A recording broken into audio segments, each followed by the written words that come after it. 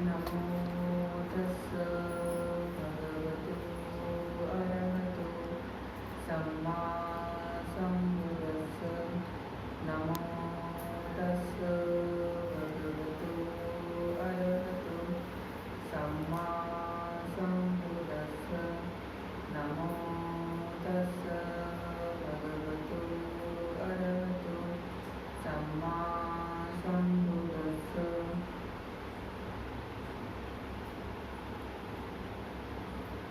आज हम अभिधर्म के बारे में सुनेंगे। लास्ट के सेशन में हमने अभिधर्म का इंट्रोडक्शन सुना था कि अभिधर्म यानी क्या होता है। तो अभिधर्म में मन के बारे में हम स्टडी करते हैं। मन जो कैसा कार्य करता है और मन मुक्त भी कैसे हो सकता है, इसके बारे में भी इसमें स्टडी है अभिधर्म में। तो बहुत अच्छी बुक है अभिधर्म की। ये अभी लाइव भी शुरू है, हम कहेंगे कि इंटरनेट पे भी ये फ्री है। भंते बोधि भिक्षु इनकी किताब है, ये भी चाहेगा पढ़ सकते हैं। अभिधर्म इन डेली लाइफ, कि डेली लाइफ में अभिधर्म हम कैसे सीख सकते हैं, जान सकते हैं, पढ़ सकते हैं, इसके बारे में भी ये बुक भी है, टोटली फ्री, आप डाउनलोड करके पढ़ सकते हैं। आपको अधिक इसके बारे में जानकारी मिल जाएगी। तो लास्ट के सेशन में हमने देखा था कि 12 अकुशल चित्त है। अब ये कामावचर जो चित्त है 54 कामावचर चित्त है। अब 54 कामावचर चित्त में से हमारे मन में जो 12 अकुशल है यानी 12 अकुशल चित्त है। अभी कामावचर यानी कामना, इच्छा, इच्छा में जो जीने वाले जो मनुष्य है उनको कामावचर कहा जाता है। काम यानी इच्छा, वचर यानी इच्छा में वास करना, रहना। अब इच्छा के बिना तो हम जी नहीं सकते, लेकिन हमारी इच्छा कैसी है? हमारी इच्छा मन की बुरी भी इच्छा है और अच्छी भी हमारी इच्छा है। तो इसमें से ये चित्त कितने हैं? 54 चित्त है टोटल। अब इसमें से हमने पढ़े थे कि 12 अकुशल चित्त, और 12 अकुशल चित्त में से लोभ चित्त थे 8 लोभ चित्त थे, ना था 8 लोभ। अब हमारे मन में जो भी लोभ उत्पन्न होता है वो इस 8 प्रकार से उत्पन्न होता है। उसका कोई नवा प्रकार नहीं होता है और कोई कम भी उसमें प्रकार नहीं हो सकता। जितने प्रकार के लोभ हमारे मन में उत्पन्न हो गए वो सिर्फ एक टाइप के लोभ उत्पन्न हो गए। तो लास्ट टाइम में हमने वो एक टाइप के जो लोभ थे अच्छी तरह के प्रकार हमने सुने। आज हम द्वेष चित्त सुनेंगे। हमारे मन के जो 3 मैल हैं, 3 विकार जिसे हम कहते हैं।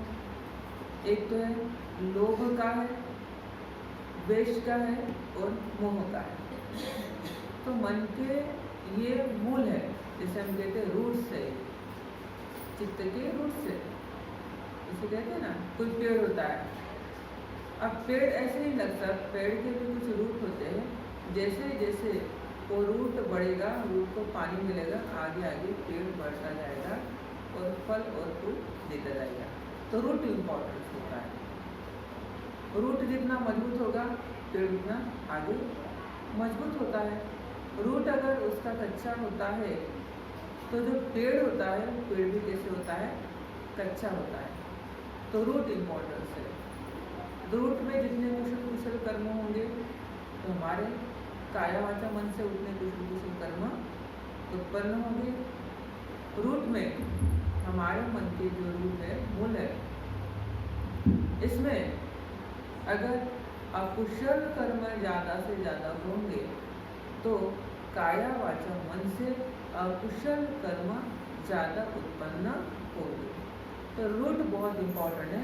तो ये रूट को हमें कैसे फर्टिलाइज करना है, कैसे अच्छा बनाना है और कैसे बुरा बनाना है, एक टोटली डिपेंड होता है हमारे मन में। तो मन को ही हमें क्या करना है, सिखाना है। मन को हमें नियम लगाना है, जिसे हम विनय भी कह सकते हैं। जैसे शील पालन करने का जो तात्पर्य और जो हमारा होता है कि मन को अच्छाई बताना, अच्छाई में परिवर्तन करना। तो इसीलिए तो भगवान बुद्ध ने शील दिया है कि हमारे मन के जो विकार है, विकार कौन से है, लोभ है, दोष है और मोह है, इनको कम करना है। तो इसके लिए कंडीशन फॉलो करना है। अगर हमें ये 3 प्रकार के रूट्स अगर हमें पता चलते हैं, जो बुरे रूट्स हैं, जैसे हमारे मन के बुरे रूट है, तो लोभ का रूट बुरा होता है, अच्छा तो नहीं बोल सकेंगे कि लोभ अच्छा होता है। द्वेष का भी रूट जो है वो भी बुरा होता है, और मोह जो होता है, मोह का रूट भी हमारा बुरा ही होता है, क्योंकि आज अकुशल है, अकुशल चित्त हम पढ़ रहे हैं। तो उसी के बारे में अभी द्वेष का चित्त कैसे होता है, द्वेष का जो मूल है वो कैसे हमारे मन में उत्पन्न होता है, इस प्रकार हम जानेंगे। अब द्वेष के भी 2 है, इसमें 2 मनस्य सहगतम पटिक संपयुक्तम असंखारिकम एकम।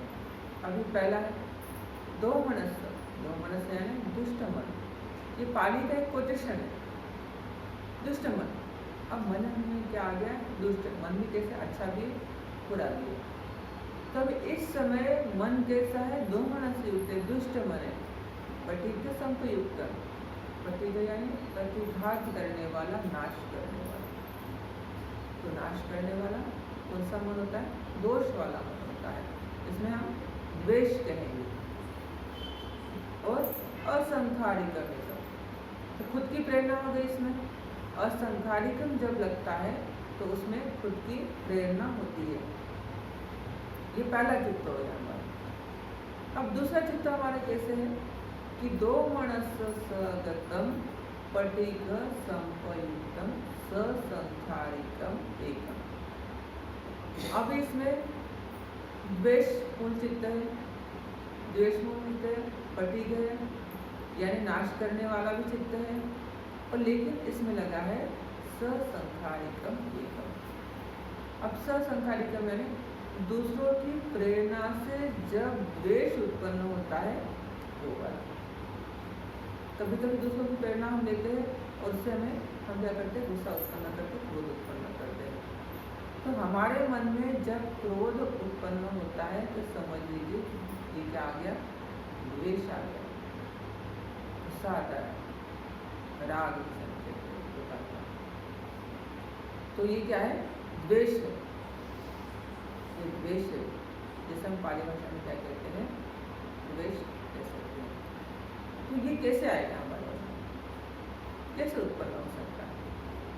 ऐसा नहीं कि हमारा मन है, हम बिहार में आते हैं तो हम एकदम प्रफुल्लित होते हैं, हमारे मन में तो कोई द्वेष नहीं, ऐसा नहीं हो सकता। हम जहाँ जहाँ जाएंगे, जैसे जैसी कंडीशन उत्पन्न होगी, ये द्वेष अपने आप बाहर आ जाएगा, क्योंकि ये हमारे मन में है, हमारे साथ में है। जैसे कि हमारे पर्स में हमने पानी की बोतल ले ली है, टिफिन ले लिया है, मोबाइल ले लिया है, पैसे ले लिए। अब हम बाहर जा रहे हैं घूमने के लिए, सारा हमारे पर्स में सामान है, बाहर जा रहे हैं। अब जाते जाते बहुत दूर चल लिया, प्यास लगी, पानी तो हमारे पास है, पानी निकाल लिया, पी लिया, आगे बढ़ गए। आगे बढ़ने के बाद जाते जाते हमें कोई ऐसी चीज़ देखी जो चीज़ हमें बहुत पसंद थी।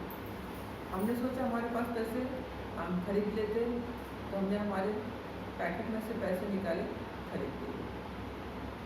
हम थोड़े आगे जाते हैं, आगे जाने के बाद हमारे मन में आता है, अरे मैं घर से बाहर तो निकली हूँ, तो घर में मैंने गैस तो बंद करके रखा है कि नहीं, पूछ लेना चाहिए। तुरंत याद आता है, मोबाइल निकालते, घर को कॉल लगा के पूछ लेते कि क्या गैस बंद है। तो सारा सामान हमारे पास है, लेकिन मन में जैसे जैसे कंडीशन उत्पन्न हो गई वैसे वैसे हमने क्या किया, कार्य किया। तो द्वेष का कार्य भी ऐसा ही होता है कि मन में जैसे ही कंडीशन उत्पन्न होगी तो उत्पन्न होने के बाद ही माइंड क्या करता है, कार्य करता है, तुरंत कार्य करता है, अपने आप नहीं आता है। कंडीशन के अनुसार ही ये माइंड कार्य करने वाला है। अब उदाहरण लें, दो सहेलियां हैं, दो सहेलियां रास्ते से जा रही है। अब जाते जाते क्या हो रहा है, सामने से उसकी दुश्मन आ रही है। अब इसको पता नहीं इसकी दुश्मन, सामने से दुश्मन आ रही है।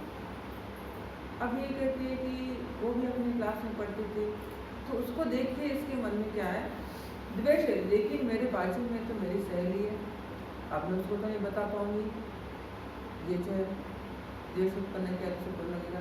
तो मन में उसके प्रति से उसको देख के हंसी आती है, सोमनस्सा आता है, आनंद उत्पन्न होता है, लेकिन अंदर क्या है, द्वेष है। और जैसे ही वो सामने से दुश्मन हमारी सहेली आ रही है, देखते देखते पत्थरों को पैर लगता है और नीचे गिर जाती है।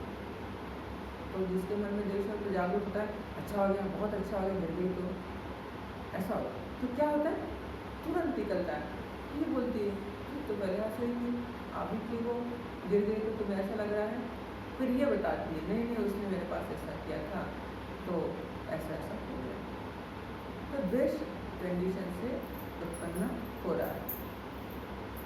कभी कभी ऐसा भी होता है कि कोर्ट की व्यवस्था शुरू है, न्याय व्यवस्था शुरू है, कोर्ट में अभी एक जो जज है, एक जज अपराधी है, अपराधी कटघरे में खड़ा है। जज का काम तो है अपराध जिसने किया है उसको दंड देना, शिक्षा देना। बहुत सारे प्रेक्षक वर्ग आगे बैठे, कोर्ट में बैठे हैं और सुन रहे कि फैसला क्या होगा, आज का आखिरी दिन है। तो न्यायाधीश सारी उसकी कंडीशन जान के देखता है, इसने ऐसा ऐसा बुरा कर्म किया है और इसके हाथ से खून हो गया है। अब प्रेक्षक वर्गों के सामने तो उसके माइंड में स्माइल लेगी, लेकिन दंडित तो कर रहा है, लिख रहा है फांसी की शिक्षा इसको मिलनी चाहिए, फांसी इसको लिख देते। न्यायाधीश के मन में अपराधी के प्रति द्वेष है, इसलिए तो दंड क्या हो रहा है, रूल रेगुलेशन है वो तो देना ही है, लेकिन इसके मन में भी उसके प्रति द्वेष। क्यों द्वेष है, क्योंकि इसने खून किया है ना। खून जब होता है, जब हत्या होती है, तब उसके प्रति वो जब शिक्षा भी अगर देता है तो उसके मन में प्रसन्नता उत्पन्न नहीं हो सकती, वह द्वेष उत्पन्न होता है। तो जब भी हिंसा आती है तो तब क्या होता है, द्वेष होता है। तो 5 शीलों में से हमारा ऐसा कौन सा शील है जो शील फॉलो नहीं करने से हमारे मन में द्वेष उत्पन्न होता है, कौन सा होगा? डेली तो हम 5 शील लेते हैं, तो सोचिए और फिर बोलिए कि कौन सा शील होता है जो शील से हमारे मन में द्वेष उत्पन्न होता है। पहला शील है खून का। अब कोई इंसान किसी का खून कर रहा है तो वो तो ऐसा नहीं कह सकता कि तूने मुझे बुरा किया, अभी मैं तुझे बहुत आराम से गोली मारूंगा, ऐसे तो नहीं होगा। वो क्या करता है, पिस्तौल से गोली मार देता है। बहुत द्वेष होता है, जब बहुत क्रोध आता है, द्वेष आता है, तभी हिंसा का कार्य होता है, ऐसा नहीं हो सकता कार्य।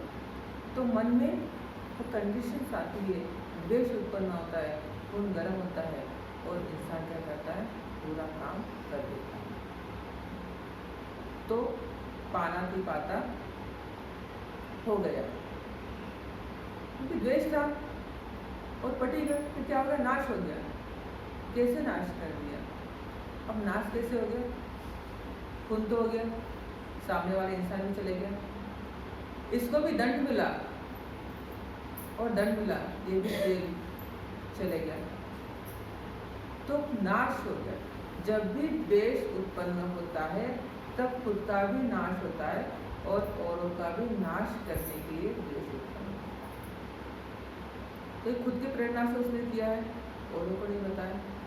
अभी कभी ऐसा भी होता है, हम किसी शादी में चले जाते हैं। अब शादी में जाने के बाद हम देखते हैं दूल्हा दुल्हन बहुत अच्छी तरह सजे बैठे हैं, शादी लग रही है। अभी ये दोनों सहेलियां बात कर रही है और कहती है शादी की, हाँ उसने तो कर्जा लिया होगा, उसके पिता के पास क्या पैसा था। दोनों की बात शुरू हुई। क्यों शुरू है? क्योंकि वो उसकी संपत्ति, उसकी अच्छाई देखना नहीं चाहती। सामने वाले अगर कोई किसी भी अच्छी तरह का कार्य करता है, बहुत अच्छी तरह कार्य हो रहा है, लेकिन इसको उसकी अच्छाई देखी नहीं जा रही है ना, तो क्या कहती है? लोन लिया होगा, किसी ने मांगा होगा, कर्जा करके रखा होगा, मन में तो द्वेष है। ये नहीं बोल सकते, लेकिन दूसरी बोलती है अरे कुछ भी लोग, शादी तो हो रही है, अच्छी तो हो रही है, हमें तो उनको बधाई देनी होगी। लेकिन इसके प्रति जो मन में जो द्वेष उत्पन्न हो रहा है, वह द्वेष खुद उत्पन्न कर रही है। इसके बाद खुद का द्वेष बहुत हानिकारक होता है। कभी कभी दूसरों की प्रेरणा का द्वेष भी बहुत हानिकारक होता है। जैसे कि दो बच्चे खेल रहे हैं, अब एक को बहुत अच्छा निशान लगाना आता है और दूसरा है वो जानता है इसको निशान लगाना बहुत अच्छा आता है, लेकिन मुझे नहीं आता है, उसको पता है। अब उसे वो चाहिए पक्षी, उसे वो पक्षी चाहिए। ये कहता है अरे देखो पक्षी, देखो कितना अच्छा है, तुम्हें तो बहुत अच्छा आता है, तुम उसको मारो ना, इसी प्रकार। अब ये क्या करता है, उसका सुनता है, पत्थर लेता है और झाड़ पे जो पक्षी है वो पक्षी को मारता है। द्वेष किसके मन से? इसके मन में द्वेष था, लेकिन इसके मन के द्वेष से, प्रेरणा से इसने प्राणी हत्या की, पशु की हत्या हो गई है। और जब हत्या कर रहा था उस समय उसके मन में आनंद था, लेकिन द्वेष भी तो था। वो जो आनंद था से वो दिखाई देने वाला था, लेकिन अंदर पहले तो द्वेष उत्पन्न हुआ, तभी हत्या करने की चेतना उत्पन्न हो जाए दूसरों की प्रेरणा से। अभी घर घर में बहुत सारी प्रॉपर्टी का बहुत प्रॉब्लम है। पिताजी होते बहुत कष्ट से प्रॉपर्टी जमा करते हैं। अब दो बेटे हैं, पिताजी को लगता है मेरा एक बेटा है, उसको गवर्नमेंट जॉब है, उसको खेती बाड़ी की क्या ज़रूरत है, लेकिन फिर भी दो बेटे हैं, उसको मैं कम दे देता हूँ, इसका एजुकेशन नहीं हुआ है, तो इसलिए इसको 10 एकड़ 10 एकड़ इसके नाम पे मैं कर देता हूँ और इसको दे देंगे 5 एकड़। अब फिर भी ये भी बोलता है, इसके मन में क्या है, पिताजी आपने ऐसा क्यों किया, हम दोनों तो समय हैं, माता पिता को तो बेटे सेम होते हैं, तो आपने ऐसा क्यों किया। ये द्वेष से बोलता है, द्वेष से बोलता है। उसको क्या हो गया, क्या उसने नहीं पढ़ाई करना चाहिए थे, मैंने तो कष्ट किए, मैंने भी तो पढ़ाई की है, आपका हिस्सा है और आपके इसमें मैंने भी तो। फिर पिताजी नहीं सुनते, लेकिन जब पिताजी एक्सपायर होते, एक्सपायर होने के बाद फिर ये मैटर कोर्ट में चल जाता है, कोर्ट में जाता है।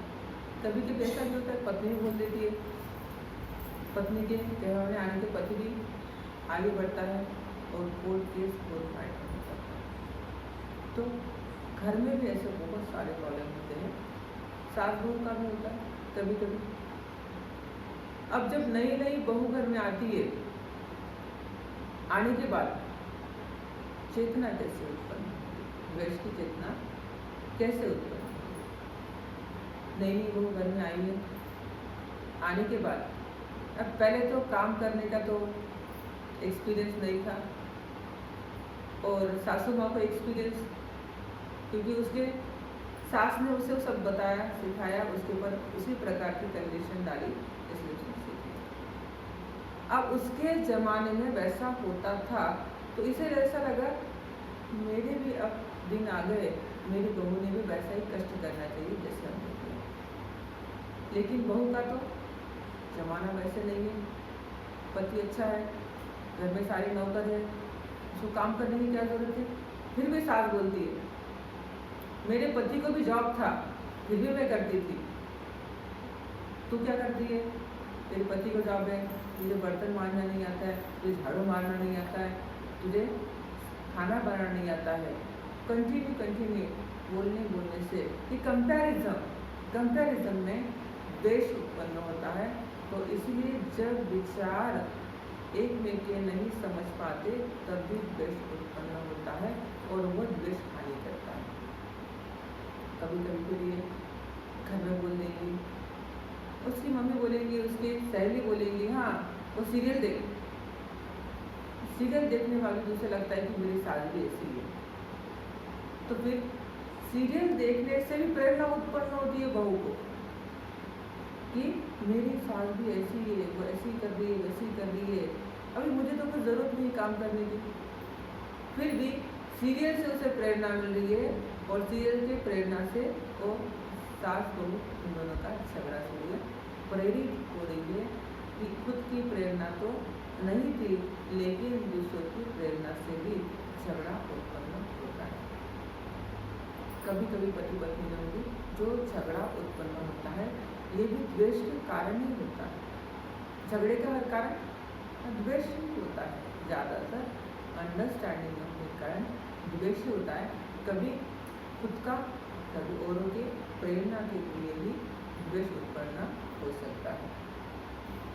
तो घर में जितने भी हमारे अभी मैटर शुरू है वो सारे द्वेष होते हैं। कभी चुगली से भी होता है, देखते ना, दोनों में चुगली, निंदा, किसी का कोई अच्छा दिखाई नहीं देता है, हम क्या करते हैं जाके उसमें बोल देते हैं और उन दोनों में झगड़ा शुरू हो जाता है। किसी की अच्छाई नहीं दिखाई दी उसमें जाके बोल दिए कटु शब्द। कमेंट पास हम जब करते हैं ना, कभी कभी हम कमेंट पास करते हैं, कभी कभी कोई काली औरत होती है उससे बहुत गोरी बेटी हो जाती है, तो कमेंट कैसे पास होता है? बहुत बुरे कमेंट पास होते हैं उसका। तो ये भी द्वेष का ही कारण है। किसी की अच्छाई नहीं दिखाई देना, किसी के बहुत सारी संपत्ति होना, कोई बहुत सुंदर होना, तो सामने वाले इंसान को ये ठीक नहीं लगता, तब उसके मन में जब द्वेष उत्पन्न होता है तब उसके बारे में बुरा भला कहा जाता है। तो ये भी क्या होगा? दो मनुष्य पति के संपर्क, वो खुद की ही प्रेरणा से खुद को जला रही है। तो द्वेष क्या होता है? खुद को जलाता है, औरों को जलाता है लेकिन वो कम होता है, लेकिन खुद की प्रेरणा से जब द्वेष उत्पन्न होता है तो खुद को बहुत जलाता है, बहुत। जैसे हम कभी कभी मिर्ची खा लेते हैं बहुत और शरीर में बहुत हीट होती है, हाथ से खाते हैं हाथ भी जलता है, मुँह भी जलन हो जाती है, पेट में जाने के बाद पेट भी जलन होता है। हाई मिर्ची, हाई मसाला, जितना ज़्यादा पावर खाएंगे उतना हीट बढ़ा देता है। तो ये द्वेष भी मन में क्या करता है? हीट बढ़ाता है और ये हीट से जलन होती है और कंटिन्यू गुस्सा उत्पन्न होने लगता है। कंटिन्यू बोलना है तो इससे झगड़ा, उससे झगड़ा, उससे झगड़ा, उससे झगड़ा, उससे झगड़ा, तो शांत नहीं रहता है। माइंड द्वेष से कभी भी शांत नहीं होता, वो अशांत होता है। और द्वेषी व्यक्ति जहाँ जहाँ जाएगा वहाँ वो क्या करेगा? अशांति फैलाएगा। तो द्वेषी व्यक्ति को हमें देखना है कि परखना है कि द्वेष हमारे मन में आ रहा है या फिर औरों के मन में द्वेष आ रहा है। तो इसीलिए ये जो दो भगवान बुद्ध ने कारण बताए हैं कि दो मनुष्य कि द्वेष कैसे मूल उत्पन्न होता है, वो हमसे उत्पन्न होता है, औरों से उत्पन्न नहीं होता है। सिर्फ औरों की प्रेरणा लेते हैं, उत्पन्न होने के लिए औरों की प्रेरणा लेते हैं। तो दो ये दोष के मूल कारण हैं। इन दो दोष के मूल कारण को हमें समझ लेना चाहिए, जान लेना चाहिए, पहचान लेना चाहिए और उसके ऊपर हमें अमल करना चाहिए। अगर हम अमल करेंगे तो हमने दोष के जो मूल है उसे नष्ट कर दिया है, अन्यथा हम उसे नष्ट नहीं कर पाएंगे। तो ठीक है, आज के दिन हम इतना ही सीखेंगे। कल संडे है और संडे के दिन और हम अभिधम्मा के बारे में अधिक जानकारी लेंगे। कल हम मोह मूल चित्त है तो मोह मूल चित्त के बारे में हम सीखेंगे। ये अभिधम्मा बहुत श्रेष्ठ है। तो ऐसे चित्त जब हम सीखेंगे तो हमारे मन की बुराइयाँ कम होंगी और पंचशील हम बहुत अच्छी तरह फॉलो कर पाएंगे। तो गृहस्थ जीवन सुखी रखने के लिए हमें जो पंचशील पालन करना बहुत ज़रूरी है। तो जिसमें से हम बहुत अच्छी तरह पंचशील पालन कर सकते हैं ये आप समझिए। ठीक है, बुद्ध धर्म संघ के प्रताप से सभी का कल्याण हो, सभी का मंगल हो, सभी को आरोग्य सुख की प्राप्ति।